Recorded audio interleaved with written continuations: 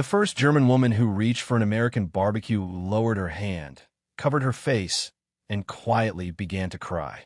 Every guard froze. For one long second, nobody knew whether they were witnessing defiance, grief, or something far more unexpected. My name is Eleanor Brooks. At least, that was the name American records would eventually use for me, because my real surname was difficult for many people to pronounce. I was 24 years old in the summer of 1945, exhausted from a war that had already taken far more than I believed any person should ever lose. 3 hours earlier, I had stepped off a military transport with dozens of other German women into a prisoner of war camp somewhere in the American Midwest. The morning air smelled of fresh-cut grass instead of smoke. Birds sang from tall oak trees lining the fence. It was the first peaceful morning I could remember in years, yet none of us trusted it.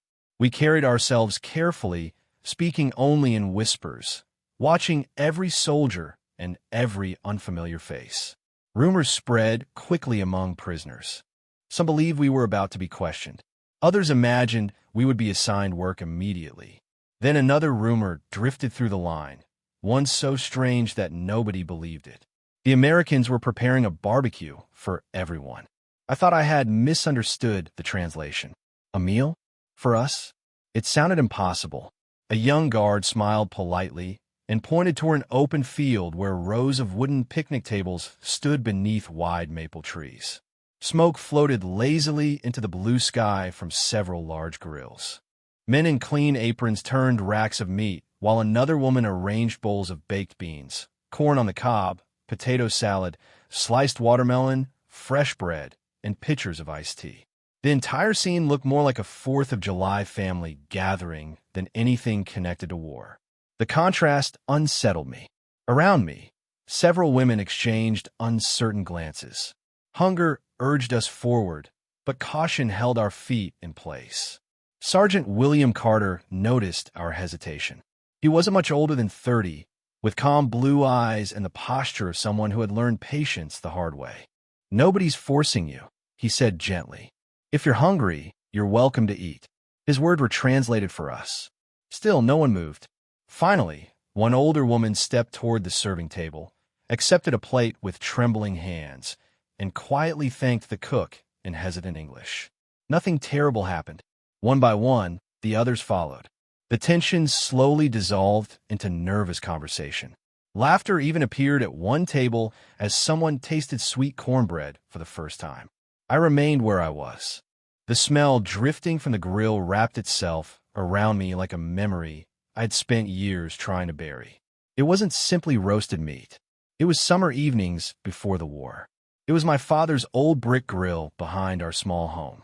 It was my mother humming while setting the table. It was a life that no longer existed. My feet refused to move. I stared at the smoke until the edges of the world blurred. When Sergeant Carter looked in my direction again, I could see concern replacing suspicion. He thought I was refusing the meal. The truth was far more complicated. I wasn't rejecting the Americans. I was standing face to face with the last memory of home I still possessed. I could feel dozens of eyes resting on me, although nobody said a word. The other women slowly found seats at the picnic tables, carefully balancing paper plates that held more food than many of us had seen in months. The atmosphere remained cautious, yet something unexpected began to happen. One guard offered an elderly prisoner another glass of iced tea before she even asked. A young cook smiled as she handed fresh bread to a woman carrying a worn family photograph inside her coat pocket. No speeches were made. No grand gestures filled the afternoon. It was simply a quiet meal beneath a warm American sky, and somehow that ordinary kindness felt almost impossible to understand. I remained standing near the edge of the field, unable to step closer to the grill. The sweet scent of hickory smoke mixed with roasted corn carried me back to another lifetime. Before the war, my father believed every Saturday evening deserved a family dinner outdoors whenever the weather allowed. He would carefully arrange charcoal beneath a small iron grate while my mother prepared potato salad inside our tiny kitchen. I remembered setting the wooden table with mismatched dishes because we could never afford a complete set. My younger brother would sneak pieces of fresh bread before dinner, pretending Mother did not notice, even though she always smiled. Those memories arrived with such clarity that they overwhelmed everything around me. They reminded me of ordinary days that had quietly disappeared, replaced by years of uncertainty, separation, and constant movement from one unfamiliar place to another. Sergeant William Carter approached without raising his voice. He stopped several feet away, giving me enough space to decide whether I wanted company. That simple choice immediately distinguished him from many authority figures I had known during the previous years. "Are you feeling all right?" he asked after the translator repeated his words. I looked toward the smoke instead of answering immediately. "It smells like home," I finally whispered. The translator paused before speaking in English, almost as though he understood that every word carried more weight than it seemed. Carter nodded slowly. He did not interrupt. He did not argue. He simply listened. After a long silence, he said, "Sometimes familiar things are the hardest to face." His answer surprised me because it contained no judgment. For the first time since arriving, I wondered whether he had also left someone behind. Nearby, laughter drifted across the tables as several women discovered sweet barbecue sauce for the first time. One of them laughed because she accidentally spilled it on her sleeve, and another reached over with a clean napkin. The sound echoed across the open field, light and genuine. It did not erase the past, but it reminded me that even exhausted hearts could still recognize moments of simple humanity. I slowly walked toward the serving table, though every step felt heavier than the last. A middle-aged woman wearing a white apron looked up with gentle eyes. Her name tag read Mary Collins. Without asking questions, she prepared a smaller plate than the others, as though she somehow sensed I could not manage much. She placed a slice of brisket beside roasted corn and one piece of warm bread, then quietly said, "Take your time." Those 3 words settled into my heart more deeply than the meal itself, because after years of feeling rushed by fear, uncertainty, and survival, someone had finally given me permission to move at the pace of my own memories. Mary Collins waited until I picked up the plate before returning to the grill. She did not ask where I had come from or what I had experienced. She treated me the same way she treated everyone else standing in line, and that quiet respect felt unfamiliar after so many months of being seen only as part of a group instead of as an individual. I carried the plate to the far end of one of the picnic tables and sat alone beneath the shade of a broad maple tree. The voices around me blended into a soft murmur. Some women cautiously sampled foods they had never tasted before. Others spoke about their families, wondering who had made it safely through the war and who might still be waiting at home. Nobody had answers. We only had memories and hope, and some days hope felt much smaller than memory. I looked down at the slice of brisket resting beside the bread. The smoke still drifted gently from the grill, and for a long time I simply watched it without lifting my fork. Finally, I broke off a small piece of bread instead. It was still warm. The smell reminded me of my mother's kitchen on cold autumn mornings when she would wake before sunrise to bake while the rest of us slept. She always believed fresh bread could make even difficult days feel lighter. I closed my eyes for just a moment, and I could almost hear her humming one of her favorite folk songs. When I opened them again, Sergeant William Carter was walking slowly between the tables, speaking briefly with both guards and prisoners. He was not inspecting us. He appeared to be making certain everyone had enough water in the summer heat. When he reached my table, he noticed that almost nothing on my plate had been touched. "Is something wrong with the food?" he asked through the translator. I shook my head. "No, the food is wonderful." He waited quietly, sensing there was more. I forgot what it feels like to sit down without worrying how quickly the meal might disappear, I admitted. "It feels strange to eat slowly again." The translator repeated my words, and Carter remained silent for several seconds before pulling out the empty bench across from me. He asked permission with a simple gesture before sitting down. "My father used to tell me that the best meals are the ones nobody rushes," he said with a faint smile. He owned a small grocery store in Missouri before I joined the Army. I looked at him with surprise. Until that moment, I had thought of every American soldier only as part of a uniform. Now I saw someone remembering his own family while listening to memories of mine. Across the field, Mary Collins noticed our conversation. She walked over carrying a pitcher of fresh lemonade and quietly refilled both of our cups before returning to her work without interrupting. That small act changed something inside me. It was not the food or the drink that mattered. It was the realization that kindness could exist without asking anything in return. I picked up my fork, cut a very small piece of brisket, and paused once more before tasting it. The flavor was rich with smoke and spices unlike anything I had known before. Yet beneath those unfamiliar flavors I recognized something much older. It was not the taste of America. It was the feeling of sitting at a table without fear, and for the first time in many years, that simple feeling seemed possible again. As I finished the last bite, I realized I had eaten more than I expected without even noticing. The meal had not erased the years behind me, but had reminded me that ordinary moments could still exist after extraordinary hardship. Around the picnic tables, conversations slowly became easier. One woman asked Mary Collins how she made the sweet barbecue sauce. Another carefully wrote down the English names of the vegetables on her plate, repeating each word until she pronounced it correctly. For the first time since arriving, the camp sounded less like a place filled with strangers and more like a gathering of people cautiously learning about one another. I found myself watching Sergeant William Carter from across the field. Earlier that afternoon, I had assumed every soldier would see us only through the lens of recent history. Instead, he spoke to each person with the same calm voice, whether they wore an American uniform or the plain clothing issued to prisoners. That simple consistency made me curious. During the war, certainty had become rare. Kindness had become even rarer. Before I realized it, I stood and carried my empty plate toward the serving area where Mary was collecting dishes. She accepted it with a warm smile and thanked me as though I were a guest helping after a neighborhood picnic. I almost smiled in return. Almost. "Did you enjoy the meal?" she asked gently.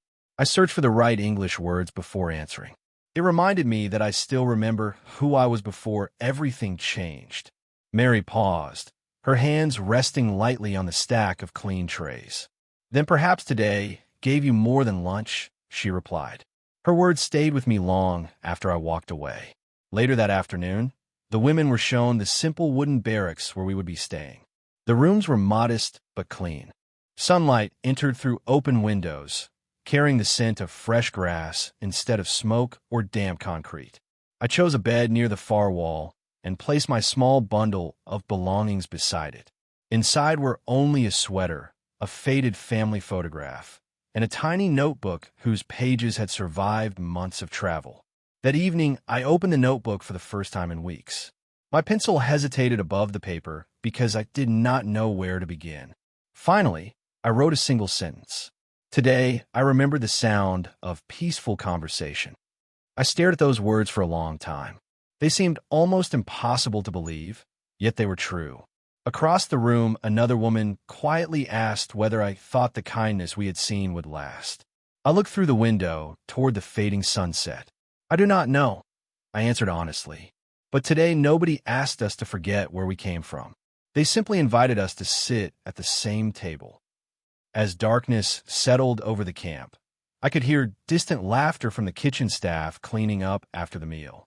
The sound blended with crickets singing beyond the fence, creating an evening unlike any I had experienced in years.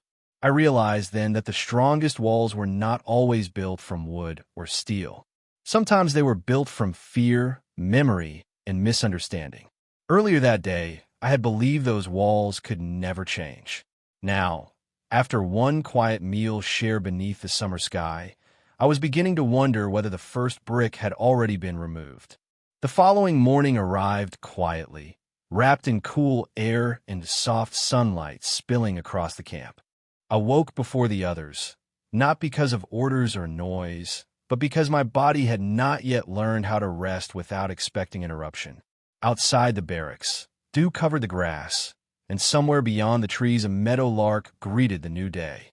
For a few peaceful moments, I simply stood near the doorway, breathing deeply. The air smelled of earth, fresh lumber, and coffee drifting from the camp kitchen. It was an ordinary morning, yet after years of uncertainty, ordinary itself felt extraordinary. As the camp slowly came to life, several women gathered outside, carrying tin cups filled with hot coffee. Conversations remained cautious, but they were no longer filled only with fear. Instead, people spoke about books they had once loved, gardens they hoped to grow again, and children they dreamed of seeing someday. Listening to those quiet conversations reminded me that hope often returned in small pieces instead of all at once. After breakfast, Sergeant William Carter approached our group with a clipboard in his hands. The translator explained that volunteers were welcome to help in different parts of the camp if they wished. Some women chose laundry duty. Others offered to clean storage buildings or organize supplies. Before I could think too long, I heard myself volunteering to assist in the kitchen. Cooking had always connected me to my family, and perhaps standing near familiar routines would make this unfamiliar place feel a little less distant. When I arrived, Mary Collins greeted me with the same warm smile she had worn the day before. She handed me a clean apron and pointed toward several baskets overflowing with fresh vegetables waiting to be washed. "We work together here," she said slowly, making sure I understood each word. "There is no rush." I nodded with quiet gratitude and began rinsing ears of corn beneath cool, running water. Soon the silence between us became comfortable. We did not need many words.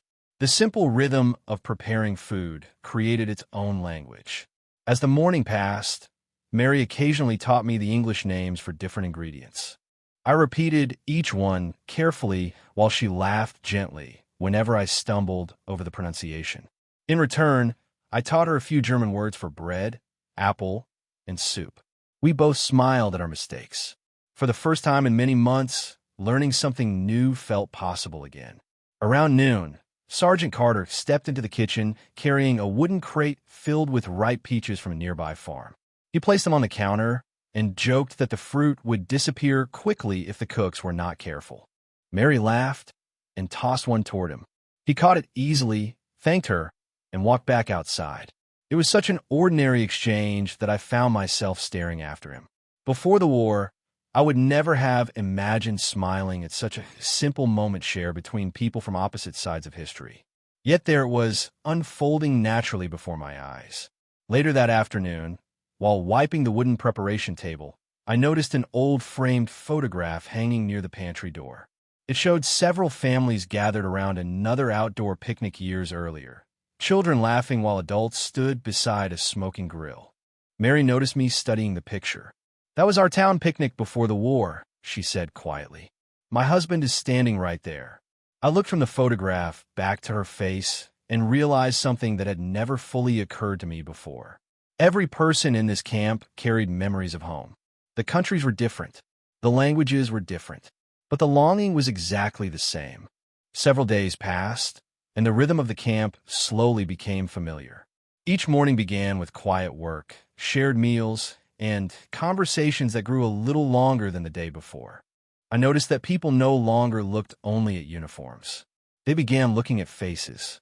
That small change was impossible to measure, yet it transformed the atmosphere more than any official order ever could. While helping Mary Collins prepare lunch one afternoon, I found myself humming the same melody my mother used to sing while kneading bread. I stopped almost immediately, embarrassed that I had done it without thinking. Mary looked up from the cutting board and smiled. "Do not stop," she said softly. "It makes the kitchen feel like a home." I hesitated before quietly continuing the tune. I did not know whether she understood the words, but she did not need to. Some things traveled beyond language. A few minutes later, another woman from our group joined in with a different harmony she remembered from childhood. Before long, the room held a gentle chorus of voices carrying memories from places separated by an ocean, yet connected by ordinary family traditions. Even Sergeant William Carter paused outside the open kitchen window for a brief moment before continuing his rounds with a thoughtful expression. That afternoon, the camp received a delivery of fresh apples from a nearby orchard. Mary asked whether I would help prepare small apple pies for supper. I admitted that my grandmother had taught me a simple recipe years earlier, using cinnamon and thin slices arranged in a circle. Mary's eyes brightened with curiosity. "Show me," she said. We worked side by side, comparing methods instead of debating which was better. She demonstrated the way her family crimped the edges of the crust, while I carefully arranged the fruit the way my grandmother always had. The finished pies looked slightly different from one another, yet each carried the care of the hands that had prepared it. When the aroma filled the kitchen, several guards wandered inside, pretending they needed water, even though everyone knew they were simply curious about the desserts. Laughter quietly spread through the room. That evening, after supper, one of the younger guards approached our table, carrying a small notebook. He asked through the translator whether I would write my grandmother's recipe so his mother might try at home. For a moment, I simply stared at the blank page. Never had I imagined that something from my family's kitchen would be welcomed in an American home. I carefully wrote each ingredient, translating them one by one with Mary's help whenever I struggled to find the correct English words. When I finished, the young guard folded the paper carefully and slipped it into his pocket as though it were something valuable. As the sun began to disappear behind the trees, I sat alone outside the barracks watching the evening sky turn shades of gold and soft purple. I realized that nothing about the past had changed. My family was still far away. The losses remained real. The uncertainty about the future had not disappeared. Yet something inside me had shifted almost without my noticing. I was no longer measuring each day by what had been taken from me. Slowly, almost reluctantly, I had begun measuring each day by the unexpected kindness that still found its way into ordinary moments. And that quiet change felt more powerful than I could have imagined only a week earlier. About a week after arriving at the camp, I began noticing changes that were easy to miss unless someone had been watching closely from the beginning. The guards no longer walked through the grounds with the same guarded expressions they had worn on our first day. The women in the barracks no longer lowered their eyes every time an American soldier passed by. Nobody had announced a new policy. No speeches had been given. Trust had not appeared overnight. It had grown quietly through dozens of ordinary moments that seemed insignificant on their own, but became meaningful when placed together. One afternoon, while organizing shelves in the kitchen pantry, I heard laughter coming from outside. Curious, I looked through the open window. Sergeant William Carter was helping one of the older prisoners carry a heavy basket of tomatoes across the yard after she insisted she could manage it herself. They were smiling about something the translator had said. A few days earlier, I would have assumed such a scene impossible. Now it seemed almost natural. Mary Collins joined me beside the window. "People forget," she said softly, "that fear can become a habit." I nodded without taking my eyes off the yard. "So can kindness," I answered. She smiled but did not reply. Later that afternoon, the camp commander, Major Harold Mitchell, stopped by the kitchen during his inspection. His reputation among both soldiers and prisoners was that of a serious man who rarely wasted words. He looked over the neatly prepared tables, thanked Mary for her work, then noticed several handwritten recipe cards resting beside the flour containers. One of them was my grandmother's apple pie recipe, translated into English. He picked it up with quiet curiosity before asking who had written it. Mary pointed toward me. The major studied the page for a moment before folding it carefully and placing it back exactly where he had found it. "Good recipes have a way of surviving difficult times," he said before continuing his inspection. The sentence stayed with me for the rest of the day because I realized he had not been speaking only about food. That evening, after supper, several women gathered outside beneath the large maple tree where we had first eaten together.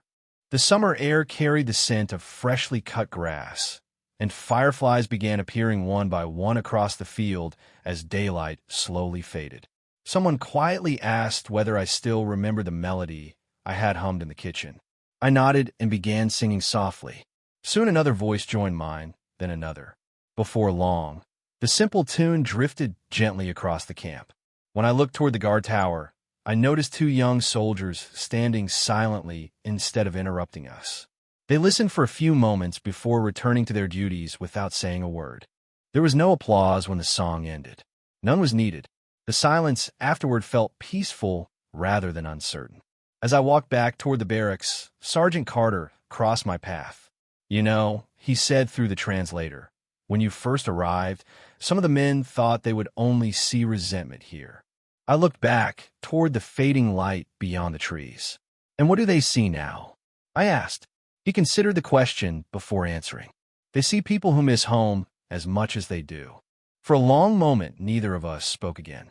We simply stood beneath the evening sky, two strangers from different worlds who had slowly discovered that the distance between them had never been measured in miles, but in the stories they had not yet shared.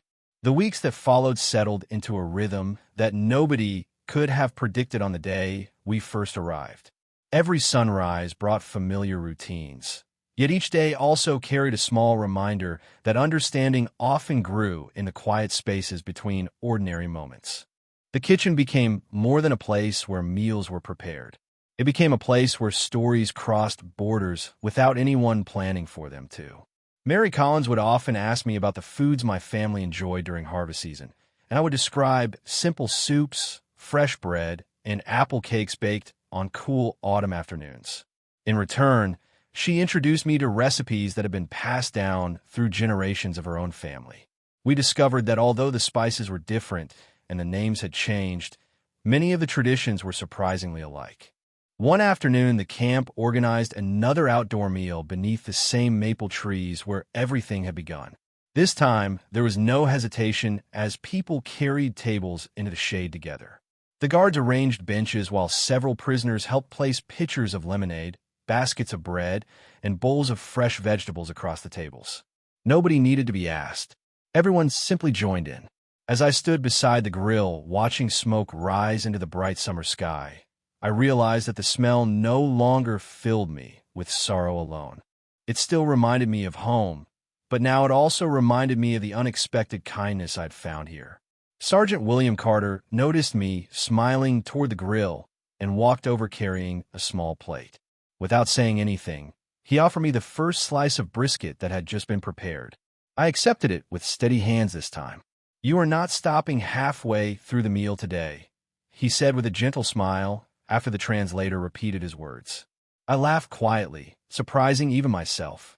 "No, yen surat. Today I think I can finish it."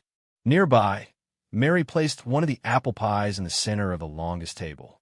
She announced with a playful smile that it had been made using 2 family recipes instead of 1.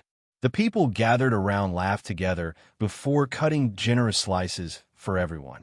As we shared the dessert, conversations drifted from favorite foods to childhood memories, first jobs, family celebrations, and the hopes people carry for the years ahead. For a little while, nobody seemed interested in discussing uniforms or nationalities. They spoke instead about parents who worried, sisters who loved to sing, grandfathers who planted gardens, and children who could never resist fresh pie cooling on a windowsill. Listening to those stories, I understood something that had escaped me for a long time. Every person sitting around that table had once belonged to an ordinary life before history pulled them into extraordinary circumstances. As the afternoon slowly faded, Major Harold Mitchell walked through the gathering. He stopped for a moment, looking at the long tables filled with quiet conversation. There was no celebration, no official ceremony, and no grand announcement. He simply removed his cap, looked across the field, and said softly enough that only those nearby could hear, "Sometimes the strongest victory is remembering that people are still people." Nobody answered immediately because no answer seemed necessary.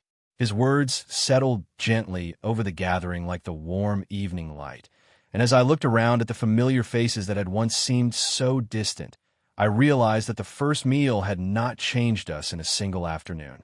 It had simply opened a door that fear had kept closed for far too long. Many years have passed since that summer, yet whenever I catch the gentle scent of wood smoke drifting through the air, my thoughts return to those picnic tables beneath the maple trees. Time has carried each of us in different directions. The camp eventually became only a memory. The fences disappeared from my life, and so did the uncertainty that once seemed endless. I was able to return home, rebuild what remained of my future, and carry forward the lessons that no classroom could ever have taught me. The notebook I kept during those months still rests on a shelf in my home. Its pages have grown yellow with age, but one sentence continues to stand out every time I read it.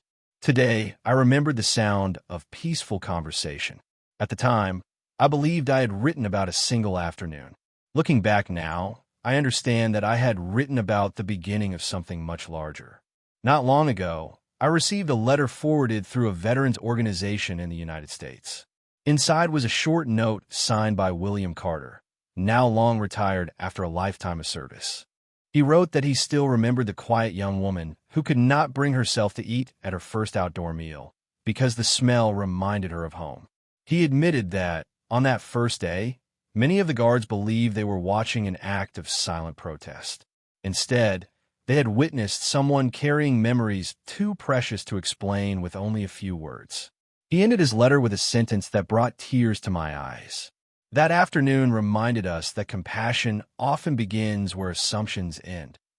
Folded inside the envelope was a faded photograph. It showed the long picnic tables beneath the trees, Mary Collins smiling beside the grill, several women serving bread, and a young soldier standing nearby with his cap tucked beneath one arm. Near the edge of the picture sat a quiet woman holding a paper plate, looking toward the smoke rising into the summer sky. I hardly recognized myself at first. What I noticed instead was the expression on every face around that table. Nobody looked victorious. Nobody looked defeated. They simply looked human. I placed the photograph inside my notebook beside my grandmother's handwritten recipe and the English translation that Mary had helped me complete all those years ago.